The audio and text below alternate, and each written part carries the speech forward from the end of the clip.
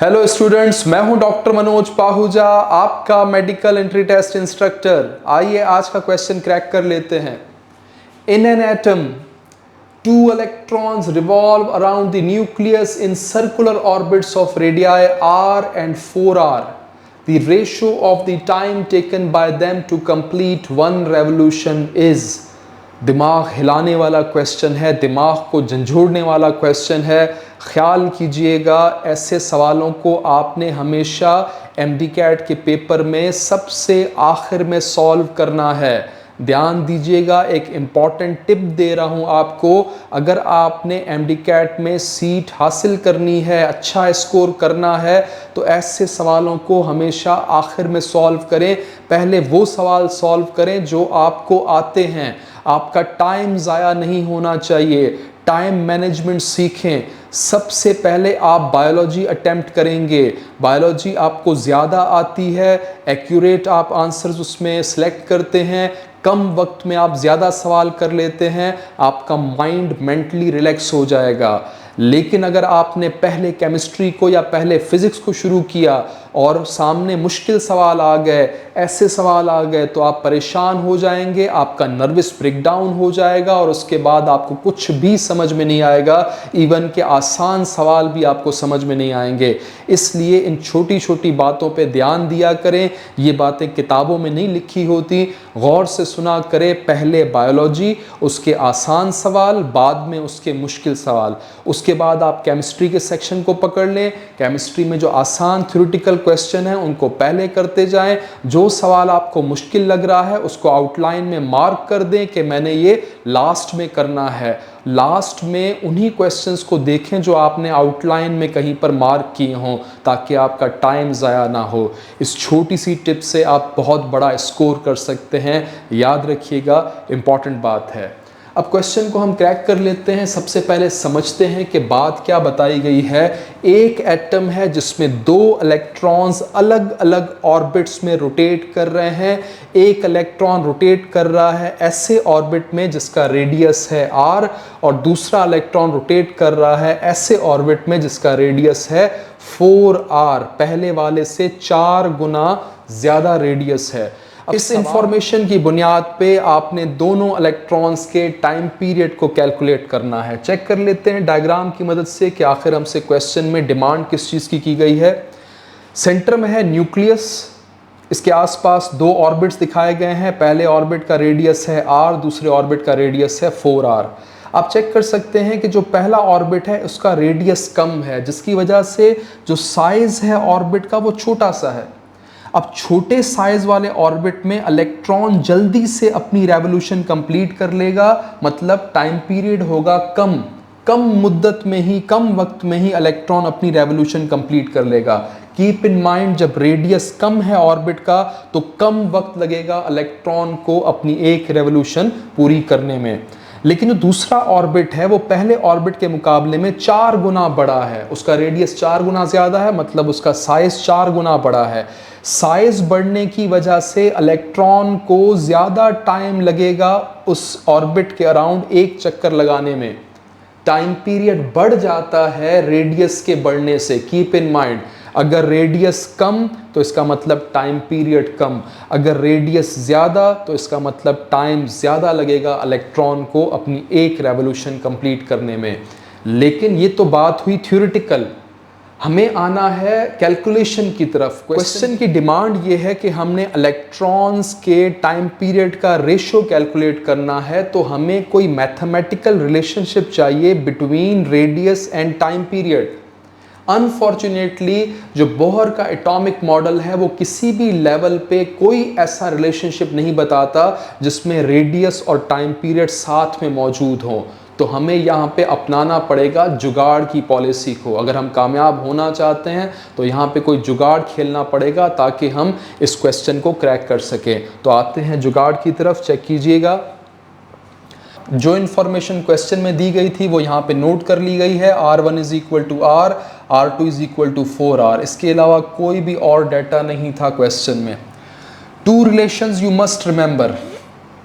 Bohr के atomic model से हमने दो रिलेशन निकाले हैं। पहला रिलेशन है time period is directly proportional to the cubic power of the principal quantum number, और दूसरा रिलेशनशिप है radius is directly proportional to the square of the principal quantum number. आखिर हम करना क्या चाहते हैं, हमारे माइंड में आखिर चल क्या रहा है? मैंने आपको पहले ही बताया कि बोहर के एटॉमिक मॉडल में कोई ऐसा रिलेशनशिप नहीं दिया गया जिससे डायरेक्टली आप टाइम पीरियड और रेडियस का कोई लिंक बना सकें। तो हम एक ऐसी पॉलिसी पे काम कर रहे हैं जिसमें दो अलग अलग रिलेशंस की मदद से हमने एक लिंक बनाना है टाइम पीरियड और रेडियस के दरमियान। इन दो रिलेशंस में एक कॉमन बात है, वो कॉमन बात है प्रिंसिपल क्वांटम नंबर की प्रेजेंस। गौर कीजिएगा, दोनों रिलेशंस में एक कॉमन पॉइंट है, वो है प्रिंसिपल क्वांटम नंबर की मौजूदगी। डिफरेंस भी नजर आ रहा है, डिफरेंस है इनकी पावर्स की वैल्यूज का। टाइम पीरियड डायरेक्टली प्रोपोर्शनल है to the cubic power of the principal quantum number, इस क्यूबिक को मत भूलिएगा, जबकि रेडियस डायरेक्टली प्रोपोर्शनल है to the square of the principal quantum number. यहाँ स्क्वायर है, यहाँ पर क्यूबिक पावर है। हमें कुछ ऐसा करना है कि ये जो पावर्स हैं ये इक्वल हो जाएं। अगर हम एक रिलेशनशिप बनाना चाहते हैं टाइम पीरियड और रेडियस के दरमियान, तो हमारा टारगेट ये है कि प्रिंसिपल क्वांटम नंबर्स की पावर्स को हमने बराबर करना है। ये पावर्स में डिफरेंस नज़र आ रहा है, इसको हमने एक जैसा करना है। तो कैसे करेंगे, चेक कीजिएगा। अगर हम t का स्क्वायर लें, ये हो जाएगा t square equal to n की क्यूबिक पावर, उसका लेना है स्क्वायर। रूल के हिसाब से जब पावर के ऊपर पावर हो तो पावर्स आपस में मल्टीप्लाई हो जाती हैं, जिससे ये हो जाएगा T square is equal to n, 3 को 2 से मल्टीप्लाई करें तो ये n की हो जाएगी 6 पावर। तो आपने एक मॉडिफिकेशन कर दी है, नई शक्ल में आप ले आए हैं इस रिलेशन को, T square is equal to या directly proportional to the 6 power of the n। आते हैं रेडियस वाले साइड की तरफ। यहाँ आपने लेना है क्यूब दोनों साइड का, r की cubic power it is equal to या directly proportional to n square, और लेना है इसका क्यूबिक पावर, पावर के ऊपर पावर है मल्टीप्लाई कर दें, r cube is equal to n की 6th पावर। इस मॉडिफिकेशन से आप चेक कर सकते हैं कि दोनों साइड्स पे जो प्रिंसिपल क्वांटम नंबर है उनकी पावर्स इक्वल हो गई हैं, एक जैसी हो गई हैं, सिमिलैरिटी आ गई है। अब सिमिलरिटी आ गई है तो यहाँ से आप लिख सकते हैं कि t का जो स्क्वायर है ये बराबर होता है r के क्यूब के। आपने खुद कुछ थोड़ा सा जुगाड़ करके एक रिलेशनशिप निकाल लिया है कि t का स्क्वायर जो कि बराबर होता है n की 6 पावर के, वो इक्वल रहेगा r के क्यूब के, क्योंकि r का क्यूब भी बराबर होता है n की 6 पावर के। सिमिलैरिटी ले आए आप, जिसकी मदद से आपने एक रिलेशनशिप निकाल लिया। तो हमें जो रिलेशनशिप मिला है T square is equal to R cube, इसकी मदद से हमने टाइम पीरियड का रेशो निकालना है। चेक कीजिएगा कैसे। T1 ओवर T2 ये हो गया टाइम पीरियड का ratio, it is equal to R1 over R2। लेकिन मत भूलिएगा किसको, इनकी पावर्स को। T के साथ स्क्वायर और R के साथ क्यूब होना चाहिए। तो यहाँ पे मैं इसमें कुछ चेंजेस कर रहा हूँ। T1 ओवर T2 इसके साथ स्क्वायर और R1 ओवर R2 के साथ क्यूब। और हमें R1 और R2 की वैल्यूज़ पता है, हमने जो क्वेश्चन से डाटा नोट किया था उसमें R1 is equal to R and R2 is equal to 4R। आपने ये वैल्यूज़ यहाँ प्लेस कर देनी है। चेक कीजिएगा, R1 की जगह पे R, R2 की जगह पे 4R, इनकी लेनी है क्यूबिक पावर। R की क्यूबिक पावर है R क्यूब, 4 की cubic power 4 into 4 into 4 it is 64। तो वहाँ आपने लिख दिया 64, R इसके साथ लिखा है R की cubic power. R cube is cancelled by R cube. So बाकी जो हमारे पास रिलेशनशिप बचता है उसके हिसाब से T1 over T2 square is equal to 1 over 64। अभी तक कुछ काम बाकी है, ये जो स्क्वायर लगा हुआ है इसको हटाना है। तो अंडर रूट लेंगे दोनों साइड्स का,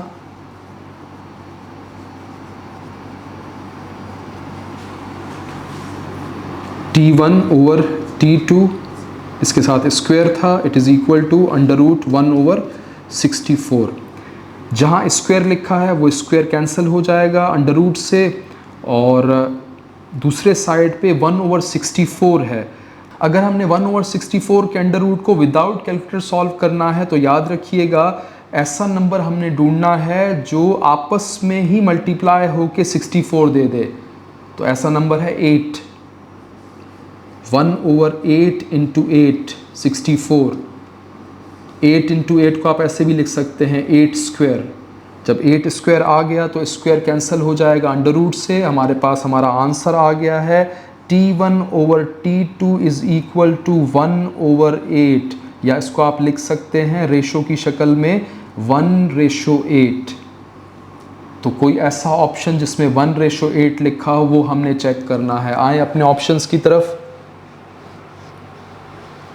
1/4 नहीं, 4/1 नहीं, 1/8 यस। जो कैलकुलेशन हमने की थी उसके हिसाब से 1/8 आंसर आ रहा था। हमने क्वेश्चन क्रैक कर लिया है, ऑप्शन सी हमारा करेक्ट आंसर है। ऑप्शन डी नहीं हो सकता 8/1, तो आपने क्वेश्चन क्रैक कर लिया है, इसे आप नोट कर लीजिएगा।